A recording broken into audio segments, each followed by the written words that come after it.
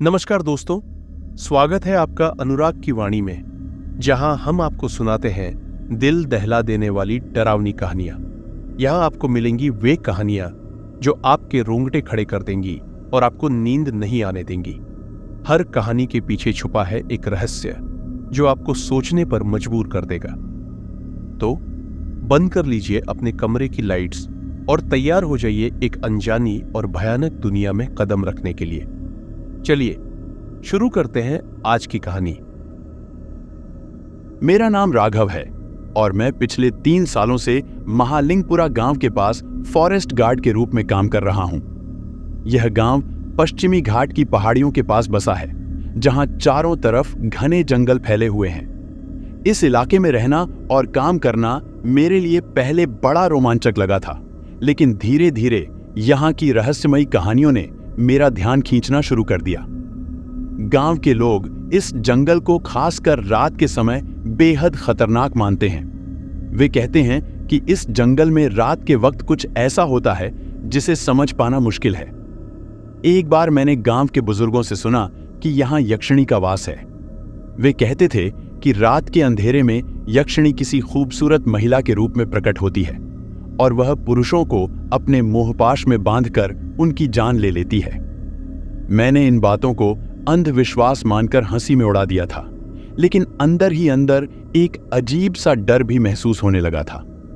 गांव के बुजुर्गों से यक्षिणी के बारे में सुनने के बाद मैंने इस पर ज्यादा ध्यान नहीं दिया। मैं सोचता था कि ये सिर्फ लोगों की काल्पनिक बातें हैं जो उन्होंने डर के कारण बना रखी हैं। लेकिन एक बात जरूर थी, इन कहानियों को सुनकर मेरे अंदर कुछ सवाल जरूर उठे। आखिर क्यों लोग इस जंगल के बारे में इतना डरते हैं? मैंने कई बार अपने साथी गार्ड से इस बारे में चर्चा की, लेकिन वे भी सिर्फ हंसकर बात को टाल देते थे।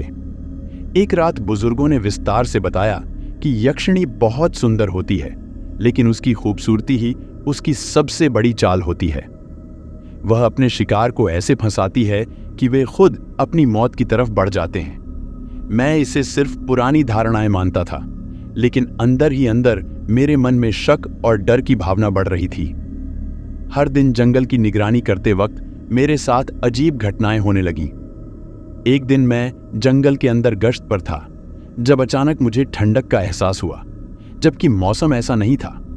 ये ठंडक ऐसी थी जो मुझे अंदर तक महसूस हो रही थी। मैंने ध्यान से देखा, लेकिन कुछ नजर नहीं आया। पेड़ों के बीच से कभी कभी मुझे ऐसा महसूस होता था कि कोई मुझे देख रहा है। जैसे ही मैं मुड़कर देखता, कोई नहीं होता। एक बार मुझे लगा कि मैंने किसी महिला की हंसी सुनी। पहले तो मैंने इसे अपना वहम समझा, लेकिन वह हंसी बार बार सुनाई देने लगी। उस वक्त मैंने इसे नजरअंदाज किया, लेकिन बाद में इसने मुझे बेचैन कर दिया। एक दिन जंगल के अंदर गश्त करते हुए मुझे एक पुरानी और सुनसान झोपड़ी दिखाई दी। उस झोपड़ी के बारे में मैंने पहले कभी नहीं सुना था। उसकी हालत ऐसी थी जैसे उसे सालों से छोड़ दिया गया हो।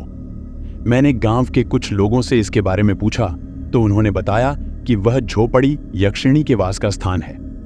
सुनकर मुझे हल्की सी घबराहट हुई, लेकिन मैंने इसे फिर से अंधविश्वास समझकर दिमाग से निकाल दिया।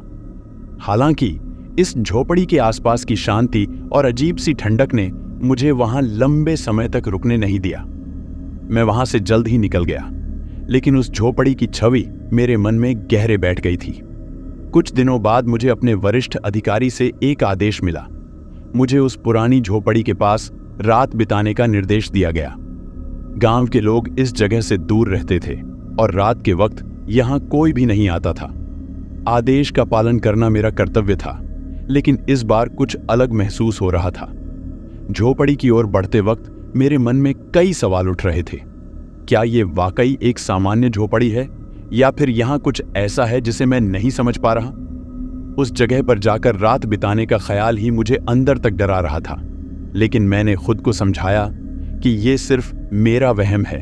रात के घने अंधेरे में मैं झोपड़ी के पास गश्त कर रहा था। जंगल में रात के वक्त हवा की सरसराहट और पेड़ों की अजीब आवाजें मुझे असहज कर रही थीं, लेकिन मैं खुद को मजबूत रखने की कोशिश कर रहा था। तभी अचानक मेरी नजर एक महिला पर पड़ी, जो धीरे धीरे गहरे जंगल से निकलकर मेरी ओर बढ़ रही थी। उसकी खूबसूरती ने मुझे कुछ पल के लिए स्तब्ध कर दिया। उसकी चाल में एक अजीब सा आकर्षण था जो मुझे उसकी ओर खींच रहा था। मैंने उसकी तरफ देखा तो उसकी आंखों में एक रहस्यमयी चमक थी, जैसे कोई जादू मुझ पर हावी हो रहा हो। मैं पूरी तरह से उसकी सुंदरता में खोसा गया था और उस वक्त मुझे यह बिल्कुल भी नहीं लगा कि कुछ अजीब होने वाला है। महिला मेरे करीब आकर धीरे से बोली, मैं रास्ता भटक गई हूं, क्या तुम मेरी मदद कर सकते हो? उसकी आवाज में इतनी मिठास थी कि मैं तुरंत उसकी मदद करने को तैयार हो गया। उसने कहा कि वह गहरे जंगल में अकेली थी और रास्ता ढूंढते ढूंढते यहां तक आ पहुंची थी। मैंने सोचा कि शायद वह आसपास के किसी गांव से आई होगी, लेकिन उसके कपड़े और बोलचाल से वह इस इलाके की नहीं लग रही थी। फिर भी उसकी सुंदरता और उसकी आंखों की गहराई ने मुझे उसकी बातों पर विश्वास करने के लिए मजबूर कर दिया। मेरे मन में जो सवाल उठ रहे थे वे उसकी मोहक मुस्कान के आगे कहीं खो गए थे। हम बात करते करते झोपड़ी के करीब आ गए। जैसे जैसे बातचीत आगे बढ़ती गई, मैं खुद को उसके प्रति और अधिक आकर्षित महसूस करने लगा। उसके बोलने का तरीका, उसकी चाल और उसकी आंखों का गहरा रहस्य मुझे उसकी ओर खींचता चला गया। लेकिन धीरे धीरे मुझे कुछ अजीब सा लगने लगा। उसकी त्वचा से अजीब ठंडक निकल रही थी, जैसे किसी बर्फीले पहाड़ से ठंडी हवा आ रही हो। उसकी आंखों की चमक में कुछ ऐसा था जो सामान्य नहीं लग रहा था। उसकी हंसी भी थोड़ी अजीब थी, मानो उसमें कोई गूढ़ रहस्य छिपा हो। फिर भी उसके अद्भुत आकर्षण ने मेरे मन के सारे डर दबा दिए थे। मैं उसकी बातों में इतना खो गया था कि मैंने उन अजीब घटनाओं को नजरअंदाज कर दिया। महिला ने मुझे झोपड़ी के अंदर चलने के लिए कहा। उसकी आवाज में ऐसी मिठास और ऐसा मोहक भाव था कि मैं मना नहीं कर सका। मैं उसके पीछे पीछे झोपड़ी की तरफ बढ़ने लगा। जैसे ही मैं उसके और करीब पहुंचा, मेरे शरीर में अचानक एक अजीब सी ठंडक फैल गई। यह ठंडक मेरे हड्डियों के भीतर तक जा रही थी, जैसे किसी ने बर्फीला पानी मुझ पर उड़ेल दिया हो।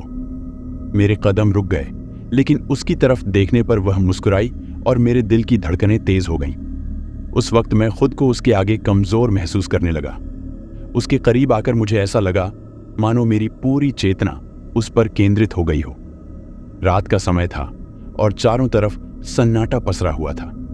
तभी कुछ ऐसा हुआ जिसने मेरी नींद उड़ाकर रख दी। महिला अचानक बिना किसी चेतावनी के गायब हो गई। मैं स्तब्ध खड़ा था। वह इतनी जल्दी कहां चली गई? मुझे कुछ समझ में नहीं आ रहा था। उस पल जंगल की हरियाली भी मुझे डरावनी लगने लगी। पेड़ जिनके बीच से मैं हर दिन गुजरा करता था, अब मुझे भयावह महसूस हो रहे थे। ठंडी हवा चलने लगी और चारों तरफ से अजीब आवाजें आने लगी। वह महिला कहां गई? यह सवाल मुझे परेशान कर रहा था। मेरी धड़कनें तेज हो गईं और मैं झोपड़ी से दूर भागने लगा।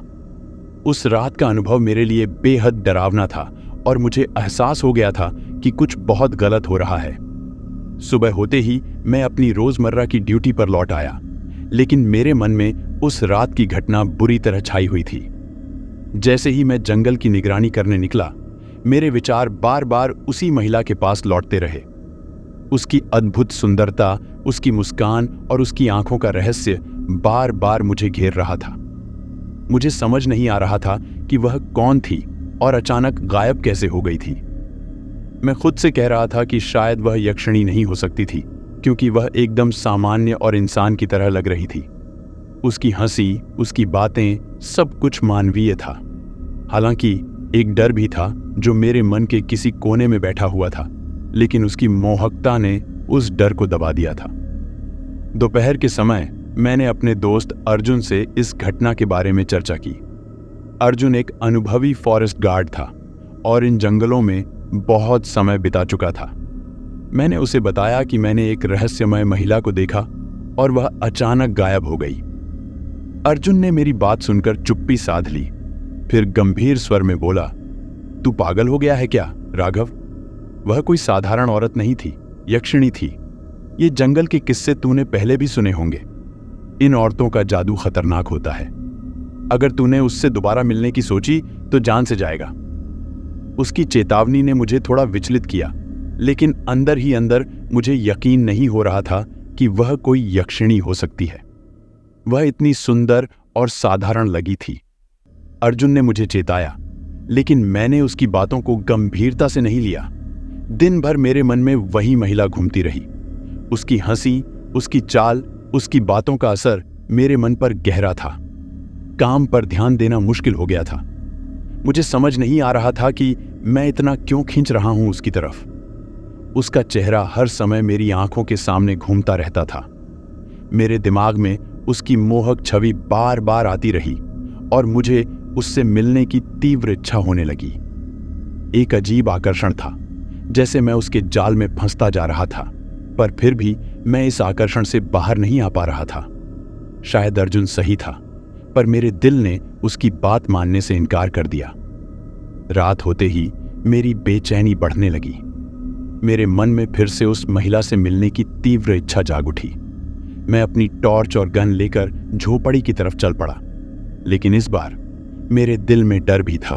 पिछली रात की घटना और अर्जुन की चेतावनी ने मुझे थोड़ा असहज कर दिया था। जंगल का सन्नाटा और पेड़ों की सरसराहट इस बार मुझे डरावनी लग रही थी। झोपड़ी के पास पहुंचते ही मैंने चारों तरफ देखा। कहीं कोई नहीं था, लेकिन मेरे मन में अजीब सी बेचैनी थी। मैं इंतजार करने लगा उस महिला के आने का। हवा की ठंडक और रात का सन्नाटा मुझे डरा रहा था, लेकिन फिर भी मैं वहीं खड़ा रहा। कुछ ही देर बाद वह महिला फिर से प्रकट हुई। उसकी चाल, उसकी हंसी और उसकी आंखों में वही पुराना रहस्य था। इस बार वह मेरे और करीब आई और मुझे उसकी तरफ एक अजीब खिंचाव महसूस हुआ। हम दोनों के बीच और भी अधिक अंतरंगता बढ़ने लगी। उसकी सांसों की ठंडक मेरे चेहरे पर महसूस हो रही थी और उसकी आंखों में कुछ ऐसा था जो मुझे अपने आप में खो देने पर मजबूर कर रहा था। वह मुझसे कुछ नहीं कह रही थी, बस मेरी तरफ देख रही थी। जैसे ही उसने मेरा हाथ पकड़ा, मैंने अपने अंदर एक अजीब कमजोरी महसूस की। उसकी छुअन से ऐसा लग रहा था मानो मेरी ऊर्जा धीरे धीरे मुझसे निकल रही हो। मेरे अंदर की सारी शक्ति जैसे कहीं गायब हो रही थी। उस पल मुझे लगा कि वह मुझे भीतर से खाली कर रही है। पिछली रात की घटना के बाद मेरा मन और शरीर दोनों ही विचलित हो गए थे। मैं जानता था कि कुछ तो बहुत गलत हो रहा था। मेरे शरीर में अजीब सी कमजोरी महसूस होने लगी थी, जैसे कोई अंदर से मेरी सारी ऊर्जा खींच रहा हो। हर गुजरते दिन के साथ मेरी हालत बिगड़ती जा रही थी। मेरे पैरों में दर्द, सिर में भारीपन और पूरे शरीर में अजीब सी थकान होने लगी थी। रातों को सोने पर मुझे अजीब और डरावने सपने आने लगे थे। सपनों में मैं खुद को मृत देखता था। मेरा शरीर निष्क्रिय पड़ा होता था और उस पर अंधकार का साया होता था। हर सपना मानो एक चेतावनी की तरह था कि जो कुछ हो रहा है वो किसी और से नहीं बल्कि उसी रहस्यमयी महिला से जुड़ा है। एक रात फिर से वो आई। इस बार वो पहले से ज्यादा मोहक और रहस्यमयी लग रही थी। उसकी उपस्थिति ने मुझे उसकी ओर और आकर्षित कर दिया। मैं अपने सारे संदेहों को किनारे रखकर उसकी ओर खींचा चला गया। हमने और भी अधिक अंतरंग समय बिताया, लेकिन उस दौरान मुझे एक अजीब बात महसूस हुई। उसके शरीर का तापमान बेहद ठंडा था, जैसे बर्फ का कोई टुकड़ा मेरे पास हो। उसका स्पर्श इस बार पहले जैसा मोहक नहीं था, बल्कि उसमें कुछ डरावनी बात छिपी हुई थी। मेरे शरीर में कंपी सी दौड़ गई। मैं समझ नहीं पा रहा था कि इस ठंडक का कारण क्या था, लेकिन फिर भी मैं उसकी ओर खींचता जा रहा था, मानो मेरे पास कोई और विकल्प न हो। जैसे ही हमारी बातचीत आगे बढ़ी, मैंने उसके चेहरे पर कुछ अजीब सा परिवर्तन देखा। उसकी आंखें अचानक लाल हो गईं और उसकी मुस्कान अब रहस्यमय और डरावनी लगने लगी थी। उसकी आवाज भी बदल गई थी। अब वह किसी सामान्य इंसान की नहीं, बल्कि एक भूतिया और डरावनी आवाज लग रही थी। मैं भीतर से कांप उठा, जैसे कोई सच्चाई अचानक मेरे सामने आ गई हो। वह महिला कोई साधारण इंसान नहीं थी। वह सचमुच वही यक्षिणी थी जिसके बारे में गांव के लोग कहानियां सुनाते थे। उसकी आंखों की लाली और उसकी भयानक आवाज ने मुझे समझा दिया कि मैं कितनी बड़ी भूल कर चुका था। मेरे पास भागने का समय भी नहीं था, क्योंकि वह अब मेरी आत्मा चूस रही थी। मेरे शरीर में जो कमजोरी बढ़ रही थी, वह उसी का नतीजा था। उसका असली उद्देश्य अब मेरे सामने आ गया था। वह मेरे जीवन को धीरे धीरे खींच रही थी, मेरी आत्मा को निगल रही थी और मुझे मरने के करीब ले जा रही थी। डर से मेरा दिल तेजी से धड़कने लगा। मैं भागना चाहता था, पर मेरे पैर जैसे जम गए थे। आखिरकार मैंने खुद को संभाला और भागने की कोशिश की, पर जैसे ही मैंने पीछे मुड़कर देखा, वह मेरे पीछे थी। उसका चेहरा विकृत हो चुका था और उसकी भयानक आंखें मुझे लगातार घूर रही थी। मैं पूरी ताकत से भागने लगा, पर वह मेरा पीछा कर रही थी और उसकी हंसी मेरे कानों में गूंज रही थी। उस पूरी रात मैं जंगल में भागता रहा, कभी पेड़ों के पीछे छिपने की कोशिश करता, कभी किसी चट्टान के नीचे छुप जाता, लेकिन उसकी उपस्थिति हर जगह महसूस होती थी। उसका साया मेरे चारों ओर था। जहां भी मैं गया, मुझे ऐसा लगा कि वह मुझे घूर रही है। मेरी सांसें तेज हो रही थीं, मेरे दिल की धड़कनें मुझे सुनाई दे रही थीं, लेकिन मैं जानता था कि वह मुझे कभी नहीं छोड़ेगी। मुझे अब यकीन हो गया था कि मैं उससे कभी नहीं बच पाऊंगा। उस रात के बाद मैं जैसे तैसे सुबह तक जंगल से बाहर निकल आया था। मेरा शरीर बुरी तरह थका हुआ और कमजोर था, लेकिन मेरे दिमाग में सिर्फ वही महिला घूम रही थी।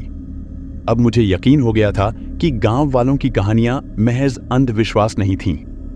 मैं सच्चाई जानना चाहता था, इसीलिए मैंने फैसला किया कि मुझे गांव के बुजुर्गों से मिलकर इस बारे में और जानकारी लेनी चाहिए।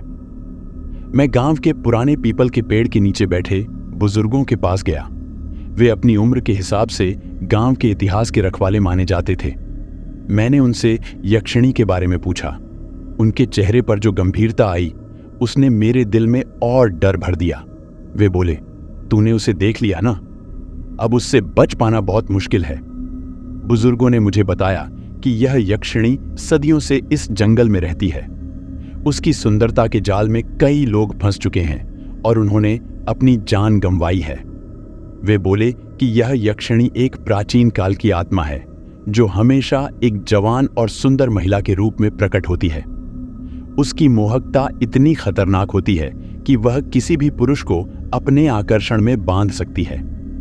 कई वर्षों पहले भी कुछ लोग ऐसे ही गायब हुए थे, लेकिन उनके बारे में कभी कोई कुछ नहीं जान पाया। ये सुनकर मेरी रीढ़ में सिहरन दौड़ गई। मैं सोचने लगा, क्या मैं भी उन्हीं में से एक बन जाऊंगा? फिर उन्होंने बताया कि यक्षिणी का असली मकसद पुरुषों की आत्माओं को चूस कर अपनी शक्ति को बढ़ाना है।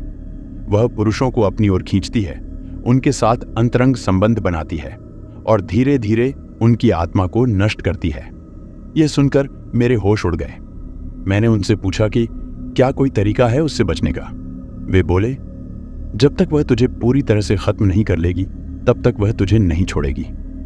अब मेरे पास कोई रास्ता नहीं था, लेकिन मुझे कुछ करना ही था। मैं यहां यूं ही मर नहीं सकता था। डर से कांपता हुआ मैं अपने दोस्त अर्जुन के पास गया। अर्जुन इस तरह की बातों पर कभी विश्वास नहीं करता था, लेकिन मैंने उसे सब कुछ बताया। उसकी आंखों में भी डर साफ दिखाई दे रहा था। उसने एक गहरी सांस ली और बोला, राघव, अब तुम उसकी पकड़ में आ चुके हो। उससे बचना मुश्किल है। सबसे अच्छा यही होगा कि तुम इस जगह को छोड़ दो और कहीं दूर चले जाओ। उसकी बातें सुनकर मेरा दिल और भी ज्यादा धड़कने लगा। अर्जुन ने मुझे चेतावनी दी कि वह यक्षिणी अब मुझे अपना शिकार बना चुकी है और मुझे उससे बचने का कोई रास्ता नहीं दिखाई दे रहा था। मैंने अर्जुन की बात सुनी, लेकिन मैं भागने वालों में से नहीं था। मुझे एहसास हो गया था कि यक्षिणी से भागने का कोई फायदा नहीं होगा। वह मुझे कहीं भी ढूंढ लेगी। अब मुझे उससे लड़ना ही पड़ेगा, चाहे इसके लिए मुझे अपनी जान की बाजी क्यों न लगानी पड़े। मेरे अंदर का डर अब चुनौती में बदल गया था, लेकिन सवाल था कि मैं उससे कैसे लड़ूंगा। मैंने कई बार सोचा कि शायद बुजुर्गों के पास इस समस्या का कोई समाधान होगा, लेकिन उनके चेहरे पर जो खामोशी थी उसने साफ कर दिया कि यक्षिणी से बचना आसान नहीं है। अब जैसे जैसे दिन बीत रहे थे, मैं खुद को मानसिक और शारीरिक रूप से बेहद कमजोर महसूस करने लगा था। मुझे लगने लगा था कि वह मुझे धीरे धीरे अपने वश में कर रही है। उसकी सुंदरता, उसकी मोहकता, उसकी रहस्यमयता, सब मुझे और अधिक उसकी ओर खींच रहे थे। मेरा मन अब केवल उसी के बारे में सोचता रहता था। हर रात मैं उस झोपड़ी के पास जाने का ख्याल करता था, मानो वह मुझे अपने जाल में और गहराई से खींच रही हो। जैसे जैसे समय गुजरता जा रहा था, मुझे यह एहसास हो गया था कि यक्षिणी से बचने का कोई साधारण तरीका नहीं था। वह मुझे हर पल और अधिक कमजोर कर रही थी और मेरा शरीर मानो उसकी गिरफ्त में था। एक ही रास्ता था, उस जगह पर लौटना जहां मैंने उसे पहली बार देखा था। शायद वहां कोई सुराग या तरीका हो जिससे मैं इस जाल से बच सकूं। मैं मन ही मन एक अजीब डर और संकल्प से भर गया। उसी जगह जाने का फैसला किया, उस झोपड़ी की ओर जहां वह पहली बार मुझसे मिली थी। ये मेरी आखिरी उम्मीद थी। मैं जंगल में गहरे उतरा। हर कदम पर मुझे एक अजीब तरह की सनसनी महसूस हो रही थी, मानो पेड़ पौधे खुद मेरी आत्मा को निगलने की कोशिश कर रहे हों। वह रास्ता अब और भी डरावना लग रहा था और हर कदम पर लग रहा था कि मैं खुद अपनी मौत की ओर बढ़ रहा हूं। मेरी सांसें तेज हो गई थीं और पैर थरथरा रहे थे, लेकिन मैंने खुद को संभाला। झोपड़ी दिखाई देने लगी। वह वही जगह थी जहां यक्षिणी ने मुझसे पहली बार संपर्क किया था। मैंने सोचा, क्या यह सच में मेरा अंत है? जैसे ही मैं झोपड़ी के करीब पहुंचा, यक्षिणी फिर से मेरे सामने प्रकट हुई। उसकी आंखें चमक रही थीं। उसका शरीर वही मोहक था जो पहले था, लेकिन इस बार उसकी उपस्थिति और भी अधिक भयावह लग रही थी। वह मेरी ओर बढ़ी और अपनी मोहक मुस्कान से मुझे और भी वश में कर लिया। मैं खुद को रोकने की कोशिश कर रहा था, लेकिन उसकी कामुकता इतनी प्रबल थी कि मेरे पास कोई और रास्ता नहीं बचा। मैं पूरी तरह से उसके वश में आ चुका था। वह मुझे अपनी गिरफ्त में ले रही थी और मैं अपनी शक्ति को धीरे धीरे खोता जा रहा था। यक्षिणी ने मुझे अपने आगोश में लिया और हम एक बार फिर से शारीरिक रूप से जुड़े। यह आखिरी बार था, लेकिन इस बार सब कुछ अलग था। उसकी त्वचा की ठंडक और उसकी शक्ति ने मुझे इस कदर कमजोर कर दिया था कि मैं अपनी मौत को महसूस कर सकता था। मेरा शरीर अब पूरी तरह से जवाब देने लगा था, मानो मेरा अंत निश्चित था। मैं उसकी गिरफ्त में फंस चुका था और इस बार बचने का कोई रास्ता नहीं दिख रहा था। उसकी हर एक हरकत मानो मेरी आत्मा को धीरे धीरे निगल रही थी। जब सब कुछ खत्म हो गया, यक्षिणी ने मेरे कानों में धीमी आवाज में कहा, अब तुम्हारी आत्मा मेरी होगी। मैं इसे चूस कर अपनी शक्ति को और बढ़ाऊंगी। यह सुनते ही मेरा दिल मानो टूट गया, लेकिन उसी पल मुझे एक आखिरी उपाय सूझा। मुझे एहसास हुआ कि अगर मैं उसे अपनी आत्मा पूरी तरह से सौंपने से पहले उसे धोखा दे सका तो शायद मैं बच सकता हूं। जब यक्षिणी ने मुझे मेरी आखिरी सांसें लेती हुई हालत में छोड़ दिया, मुझे एहसास हुआ कि अगर अब मैंने हिम्मत नहीं जुटाई तो मेरी मौत निश्चित थी। मैंने अपने शरीर की बची खुची ताकत को इकट्ठा किया और अपनी आत्मा में छिपी हर एक शक्ति को जागृत करने का प्रयास किया। यह आसान नहीं था, क्योंकि मेरा शरीर पूरी तरह से टूट चुका था, लेकिन मेरी आत्मा अब भी पूरी तरह से खत्म नहीं हुई थी। मैंने खुद से वादा किया कि मुझे यक्षिणी से आखिरी बार लड़ना ही होगा, चाहे मुझे किसी भी हद तक जाना पड़े। मैंने अपनी थरथराती उंगलियों से धरती को थामा और अपने कदमों को मजबूती से उस दिशा में बढ़ाया जहां से मैं बच सकता था।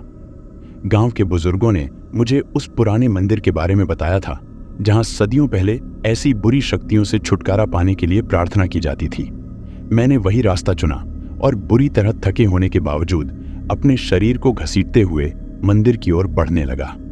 जैसे ही मैं मंदिर के पास पहुंचा, वहां की पवित्रता ने मुझे थोड़ी राहत दी। मैंने वहां पहुंचकर भगवान से प्रार्थना की, अपने सारे पापों की माफी मांगी और यक्षिणी के चंगुल से खुद को मुक्त करने की विनती की। मेरे आंसू झरझर बहने लगे, क्योंकि मुझे यकीन नहीं था कि यह सब काम करेगा, लेकिन मेरे पास और कोई रास्ता नहीं बचा था। जब मैंने प्रार्थना की, तभी अचानक हवा का झोंका उठा और यक्षिणी ने फिर से अपना भयानक रूप धारण कर लिया। उसकी आंखें आग की तरह जलने लगी और उसकी भूतियां आवाज मेरे कानों में गूंजने लगी। तुम मुझसे भाग नहीं सकते, उसने गर्जना की। लेकिन इस बार मैं तैयार था। मैंने मंदिर की पवित्रता को अपने चारों ओर महसूस किया और मन ही मन प्रार्थना को दोहराने लगा। जैसे जैसे मैं उसे कमजोर करने के लिए मंदिर की शक्ति का उपयोग करने लगा, उसका शरीर धीरे धीरे कमजोर पड़ने लगा। यह एक असाधारण टकराव था, उसकी दुष्टता और मंदिर की पवित्रता के बीच। मैंने पूरी तरह से खुद को मंदिर की शक्ति में समर्पित कर दिया था। यक्षिणी, जो कभी मेरे लिए अविनाशी लगती थी, अब धीरे धीरे अपनी शक्ति खोने लगी थी। उसकी आंखों की लालिमा फीकी पड़ने लगी और उसका शरीर धुंधलाने लगा। वह समझ गई थी कि वह अब जीत नहीं सकती। उसने गुस्से में चीखते हुए मुझे छोड़ दिया, लेकिन उसकी चीख में एक अजीब दर्द और निराशा थी। मैं देख सकता था कि वह अपने अस्तित्व के लिए संघर्ष कर रही थी, लेकिन अंततः उसे मजबूर होकर गायब होना पड़ा। वह धीरे धीरे हवा में घुलने लगी और उसके साथ मेरा डर भी कुछ हद तक कम हो गया। लेकिन उसकी यादें और जो कुछ भी उसने मेरे साथ किया था वह मेरे दिल में हमेशा के लिए छप गया। यक्षिणी के जाने के बाद मैं मंदिर के सामने निढाल होकर गिर पड़ा।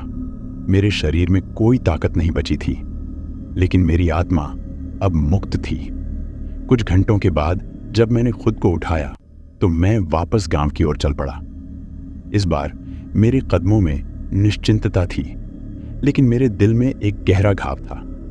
मैं अपने जीवन में लौट तो आया, लेकिन मुझे पता था कि यह अनुभव मुझे हमेशा के लिए बदल चुका था। अब मैं वही राघव नहीं था जो गांव में एक नए अधिकारी के रूप में आया था।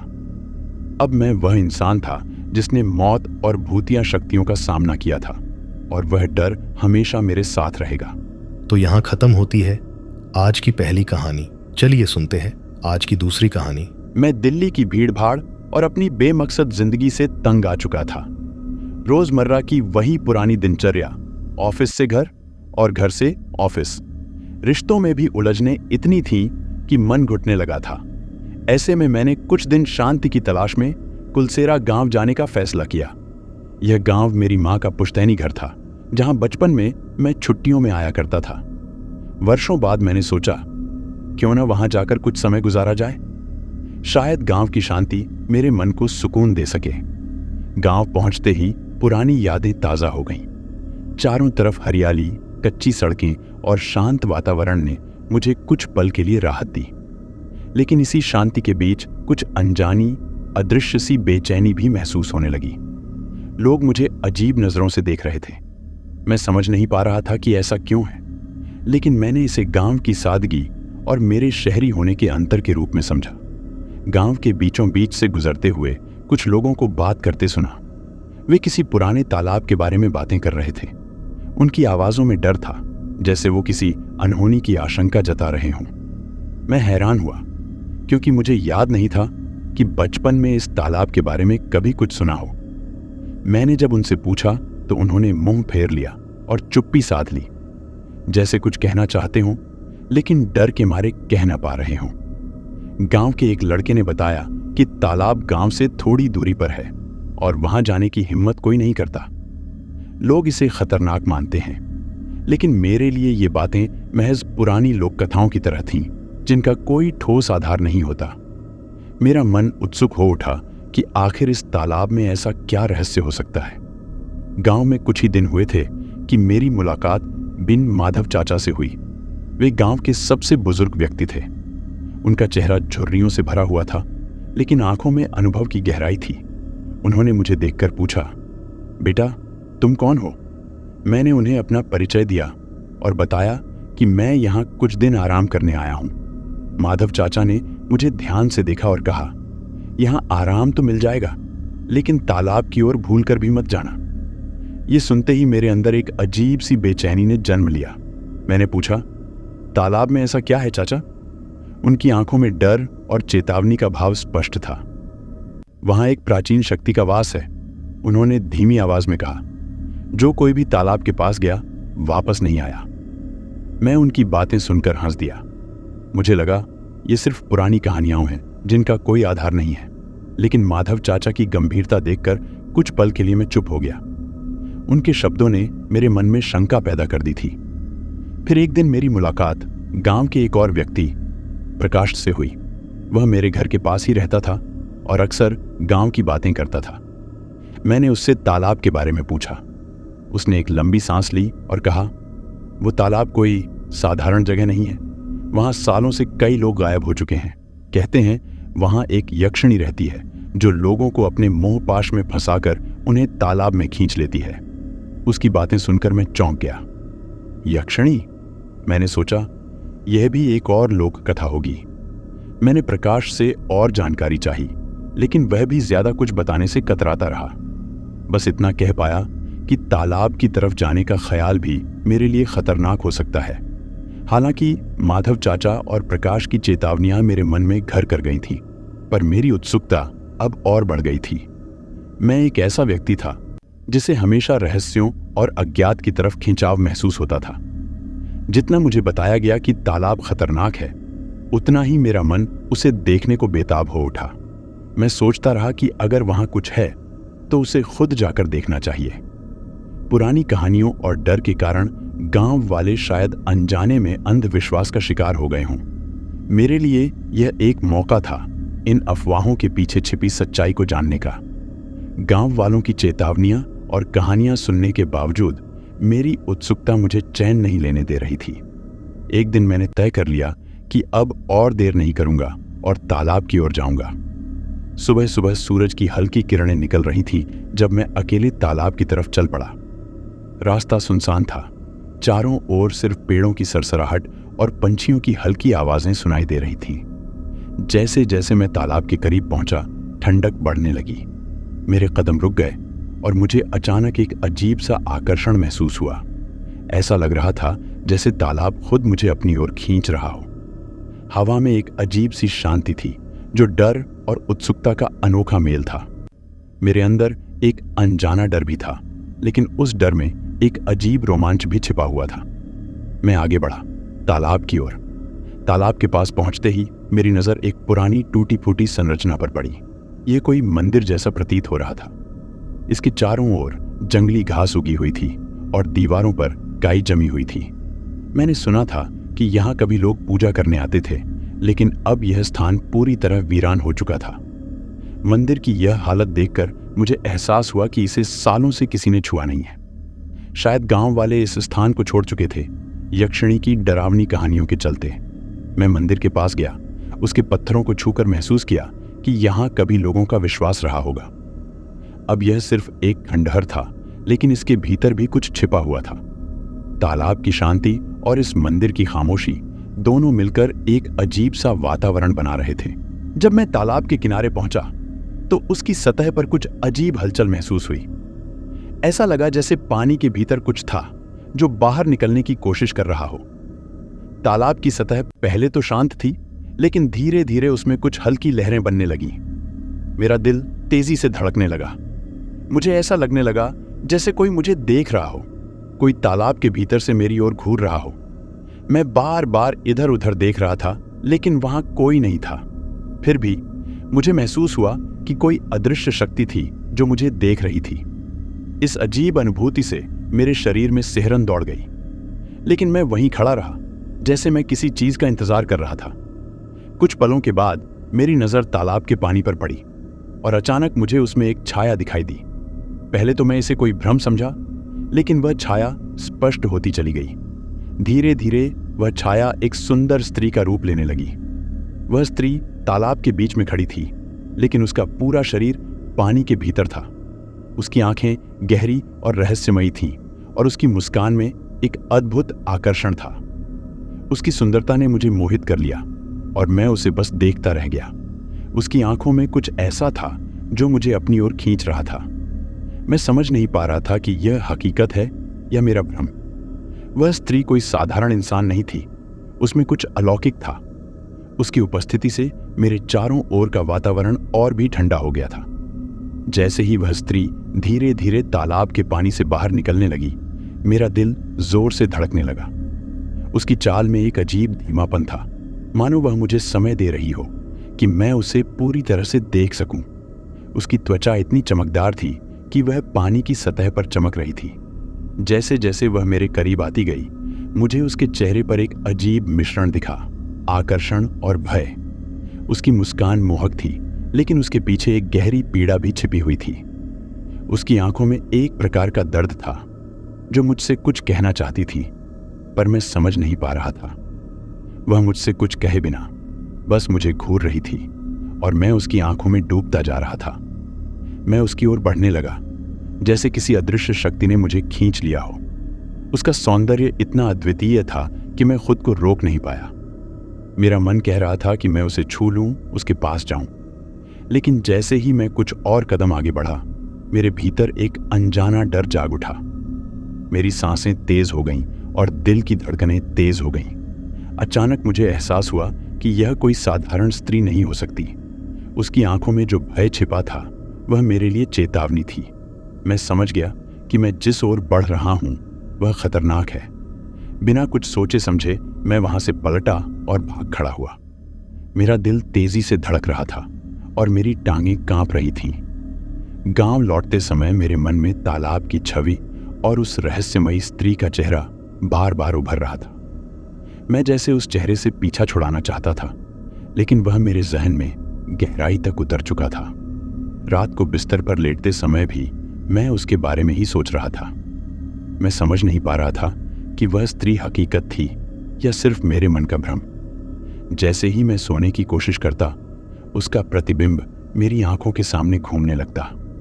उसकी आंखों की गहराई में छिपा रहस्य और उसका मोहक चेहरा मुझे चैन नहीं लेने दे रहा था। मैं बार बार खुद को समझाने की कोशिश करता कि यह सिर्फ एक सपना था, लेकिन यह सपना मुझे बार बार जगा देता। रात के किसी पहर मुझे गहरी नींद में फिर वही सपना आया। मैंने खुद को फिर से तालाब के किनारे खड़ा पाया। आसपास की शांति में सिर्फ पानी की हल्की लहरें सुनाई दे रही थीं। मैंने तालाब की सतह पर झांका और फिर वही सुंदर स्त्री पानी से बाहर निकलती हुई दिखाई दी। इस बार वह और करीब आ चुकी थी। उसकी आंखों में एक अनजाना बुलावा था, मानो वह मुझे अपने पास खींच रही हो। मैं उसकी ओर बढ़ने लगा, लेकिन तभी मेरे दिल में एक अजीब भय जागा। मैंने दौड़कर तालाब से दूर जाना चाहा, लेकिन उसके मोहपाश से बच नहीं पाया।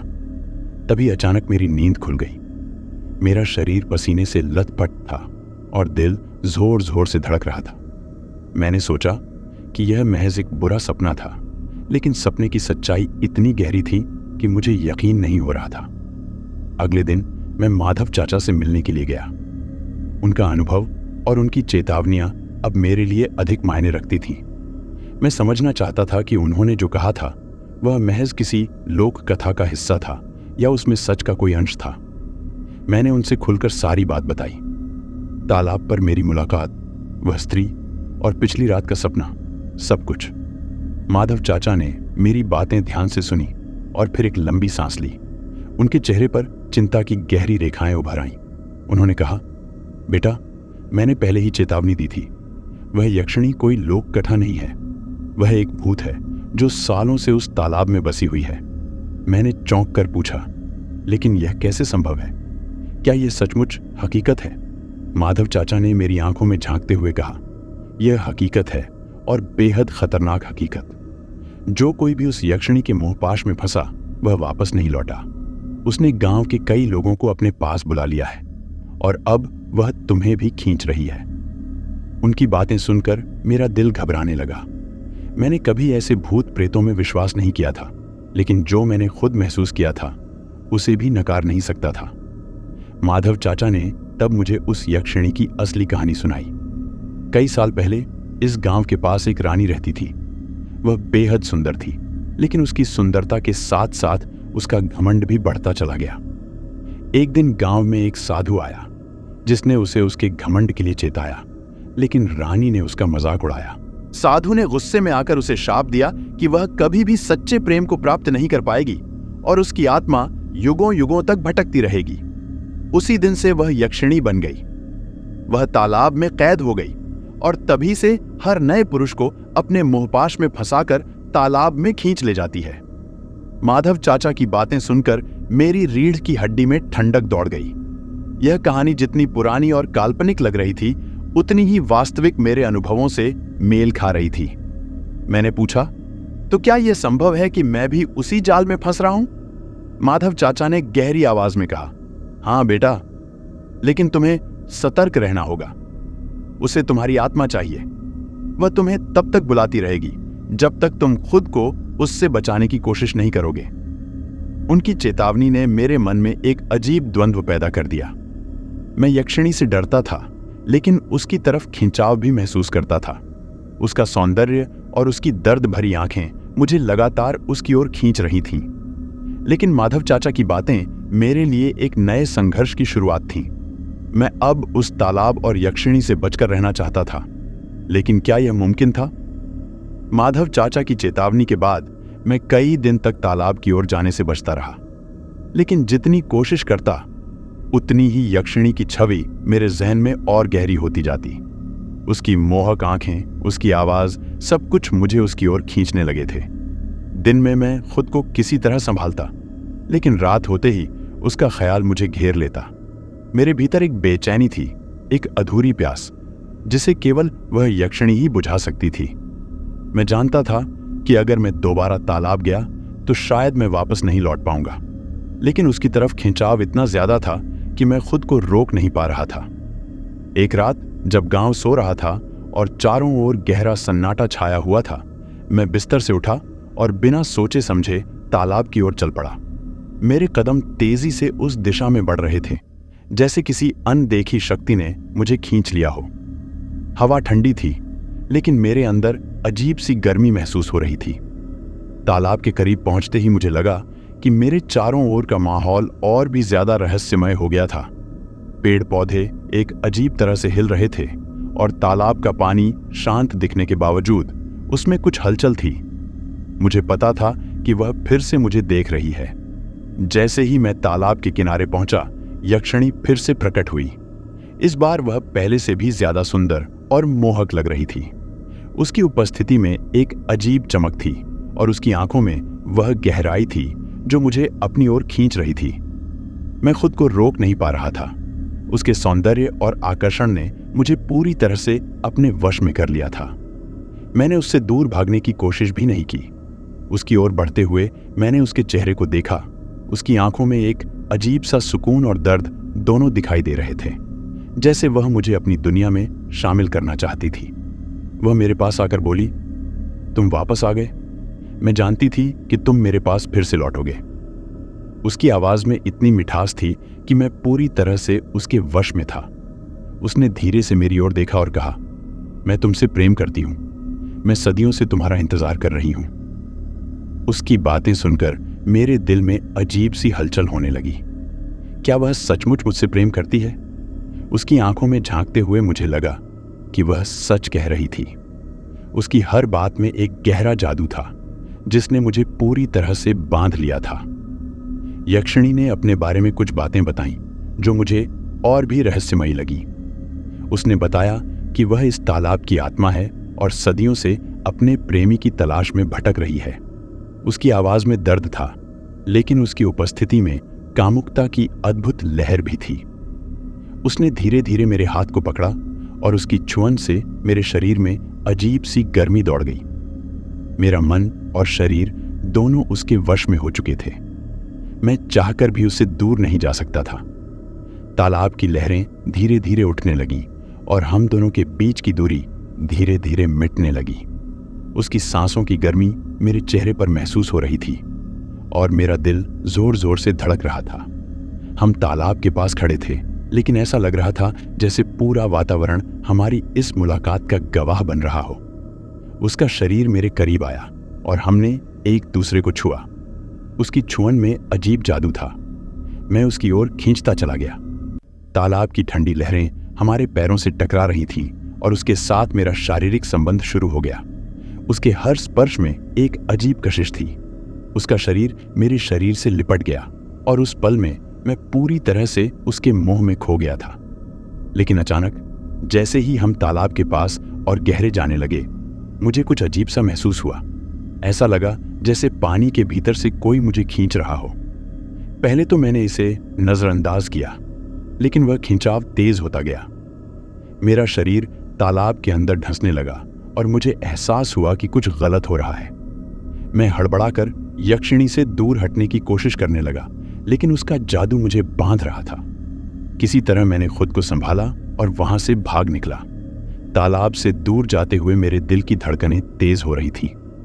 मुझे लग रहा था कि वह अब भी मुझे देख रही है, मुझे बुला रही है। मैंने जैसे तैसे गांव पहुंचकर खुद को बचाया, लेकिन उसकी छवि मेरे दिमाग से हटने का नाम ही नहीं ले रही थी। हर जगह मुझे वही दिखाई दे रही थी, उसका चेहरा, उसकी आंखें, उसका स्पर्श। तालाब से वापस आने के बाद मेरा मन लगातार बेचैन था। यक्षिणी का चेहरा, उसकी बातें, उसकी छुअन, सब कुछ मेरे दिमाग में घूम रहा था। मुझे यह समझ में नहीं आ रहा था कि वह क्या थी और मुझ पर यह कैसा जादू कर गई थी। कई रातें बीत गईं, लेकिन मैं सो नहीं पा रहा था। हर बार जब मैं आंखें बंद करता तो वह मेरे सामने आ खड़ी होती। मैं जानता था कि मुझे इसके बारे में किसी से बात करनी होगी। तभी मुझे प्रकाश की याद आई, जिसने पहले ही यक्षिणी के बारे में कुछ बातें बताई थीं। शायद उसके पास मेरे सवालों के जवाब हों। अगली सुबह मैंने प्रकाश को गांव के चौराहे पर देखा। मैंने बिना देर किए उससे बात करने का फैसला किया। प्रकाश, मुझे तुमसे कुछ जरूरी बातें करनी है, मैंने उसे कहा। वह मुझे अजीब नजरों से देखने लगा। तुम भी तालाब के पास गए थे, है ना? उसकी आवाज में चिंता थी। मैंने सिर हिलाकर हामी भरी। हाँ, मैं वहां गया था और मैंने उसे देखा। यह कहते ही प्रकाश के चेहरे का रंग उड़ गया। तुम्हें समझ में नहीं आ रहा आर्यन? तुमने जो देखा है वह तुम्हें तबाह कर देगा। प्रकाश मुझे गांव के बाहर एक पुराने पेड़ के नीचे ले गया। वहां उसकी आंखों में गंभीरता थी। उसने मुझे बताया कि उसका भी एक भाई था जो यक्षिणी के चंगुल में फंसकर गायब हो गया था। मेरे भाई का नाम विनोद था। वह भी तालाब की ओर खींचता चला गया था, जैसे तुम। एक दिन वह वहां गया और फिर कभी वापस नहीं आया। गांव वालों ने उसे ढूंढने की बहुत कोशिश की, लेकिन वह कहीं नहीं मिला। मैं जानता था कि वह यक्षिणी के जाल में फंस चुका है। उसकी आंखों में दर्द और गुस्सा दोनों थे। मैंने प्रकाश से पूछा, तुमने यक्षिणी को देखा है? उसने गहरी सांस लेते हुए कहा, हाँ, मैंने भी उसे देखा था। उस वक्त मैं अपने भाई को ढूंढने के लिए तालाब के पास गया था। जैसे ही मैं पहुंचा, मुझे उसकी परछाई तालाब के पानी में दिखाई दी। वह मुझे बुला रही थी, ठीक वैसे ही जैसे उसने तुम्हें बुलाया। लेकिन मैं भाग निकला और तभी से मैं उससे दूर रहने की कोशिश करता हूं। लेकिन आर्यन, एक बार जब कोई यक्षिणी को देख लेता है तो वह उसे पूरी तरह से नहीं छोड़ती। उसकी बातों ने मुझे और भी बेचैन कर दिया। प्रकाश ने मुझे चेताया, यक्षिणी तुम्हें सिर्फ तालाब के पास नहीं बुलाएगी, वह तुम्हें तुम्हारे सपनों में भी आकर बुलाएगी। वह तुम्हारे विचारों में घुस जाएगी। उसकी ये बातें सुनकर मुझे एहसास हुआ कि ऐसा तो मेरे साथ हो ही रहा था। पिछले कई दिनों से वह मेरे सपनों में बार बार आ रही थी। सपनों में वह मुझे अपनी ओर बुला रही थी, जैसे कोई अदृश्य धागा मुझे उसकी ओर खींच रहा हो। हर बार जब मैं उससे दूर भागने की कोशिश करता, वह मुझे और करीब खींचती। मुझे खुद पर अब और नियंत्रण नहीं था। प्रकाश की बातें मेरे लिए डराने वाली थी, लेकिन सच्चाई भी। उसने कहा, जो कोई भी यक्षिणी के मोह में फंसता है वह उससे कभी पूरी तरह से मुक्त नहीं हो पाता। तुम उसे अपने दिमाग से निकालने की कोशिश करोगे, लेकिन वह हमेशा वहां रहेगी। उसकी ये बातें सुनकर मैं पूरी तरह से हिल गया था। मुझे एहसास हो रहा था कि यह सिर्फ एक कामुक आकर्षण नहीं था।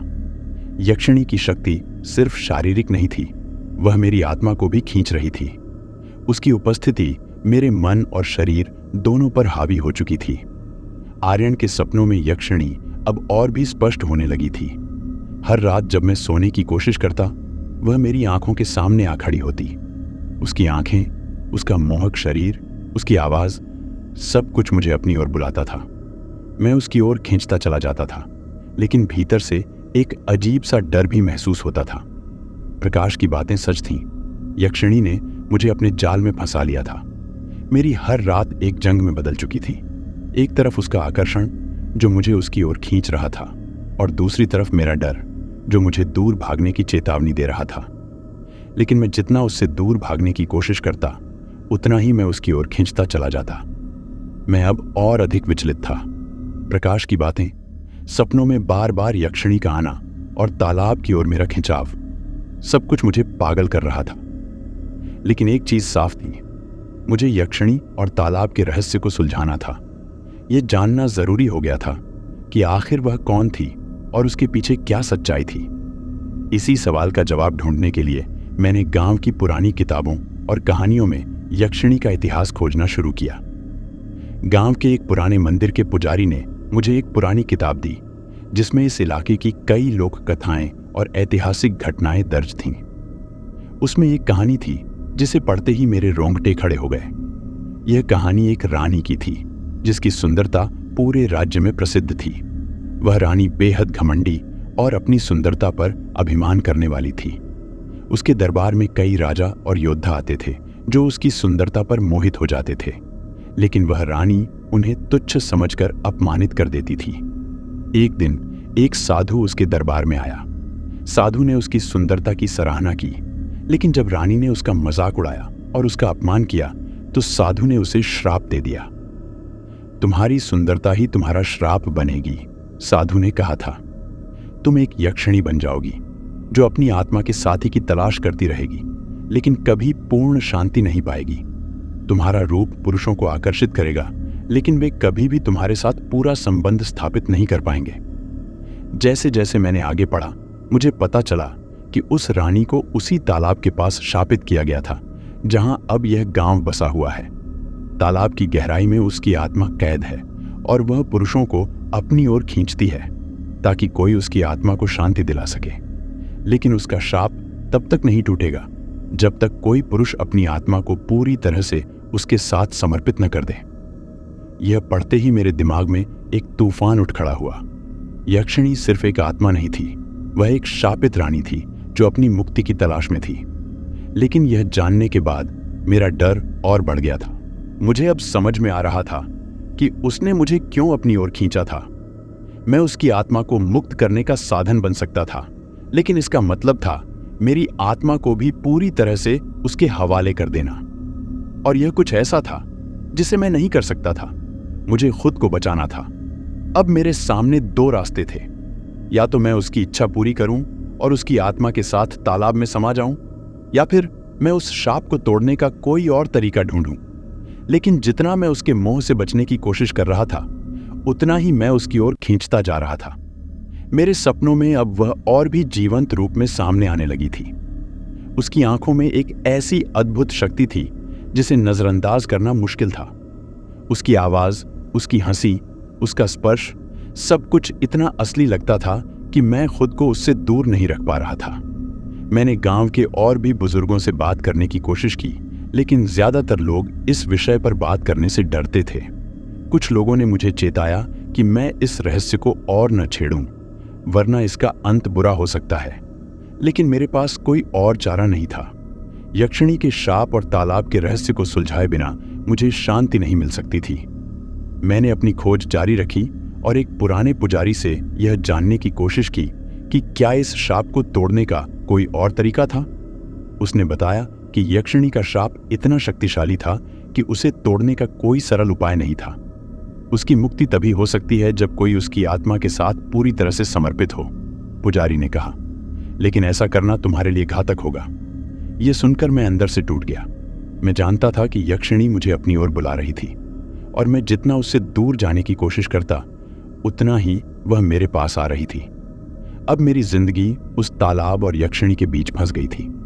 उसका मोह इतना शक्तिशाली था कि मुझे यकीन हो चला था कि जल्द ही मैं उसके पास लौट जाऊंगा।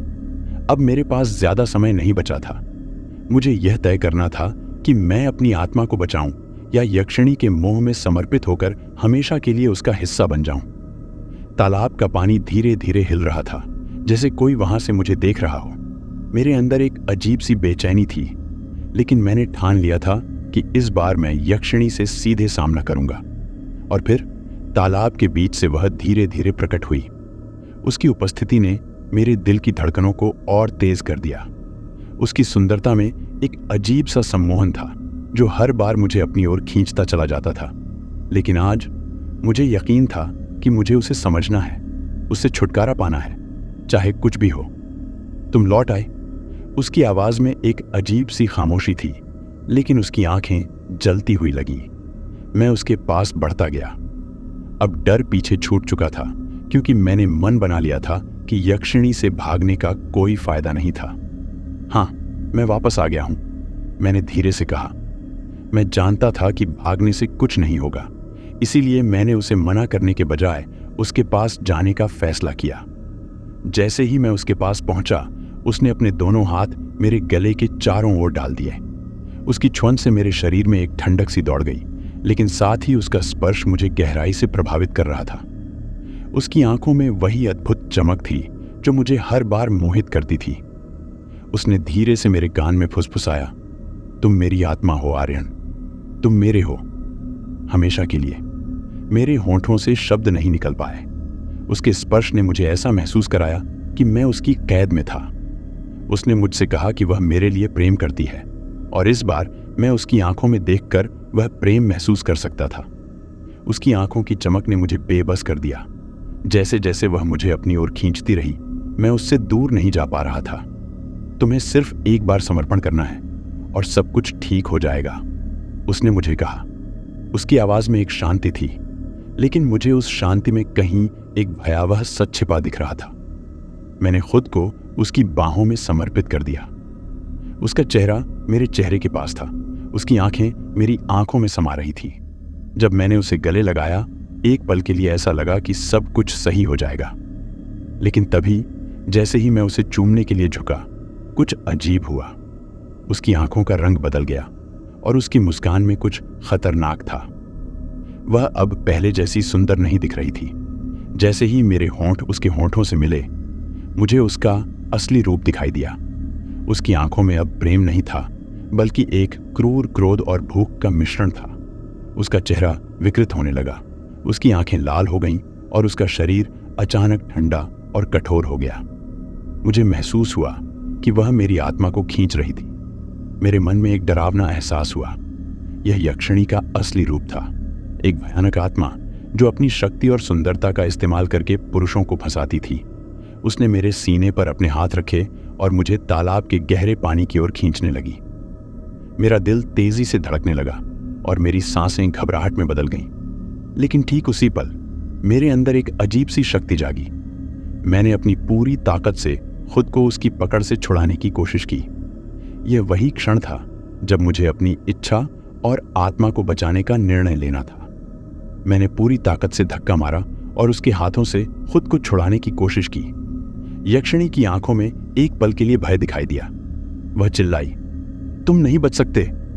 उसकी आवाज पानी की लहरों की तरह मेरे कानों में गूंजती रही। मैंने खुद को पूरी ताकत से तालाब के किनारे की ओर खींचा। उसका क्रोध और विकृति बढ़ती जा रही थी, लेकिन मैंने हार नहीं मानी। तालाब के पानी ने मुझे खींचने की पूरी कोशिश की, लेकिन अंत में मैं किनारे तक पहुंच गया। मैं धूल और पानी में भीगा हुआ थका हारा किनारे पर गिर पड़ा। मेरे चारों ओर सब शांत हो गया था। तालाब की लहरें अब फिर से शांत थीं, लेकिन यक्षिणी की चीखें मेरे कानों में गूंज रही थीं। मैं किसी तरह उठ खड़ा हुआ, लेकिन मुझे यकीन नहीं था कि मैंने यक्षिणी से पूरी तरह से छुटकारा पाया था या नहीं। अब मेरी आत्मा और मेरा अस्तित्व उसके बिना कैसे होंगे, यह सवाल मुझे सताने लगा था।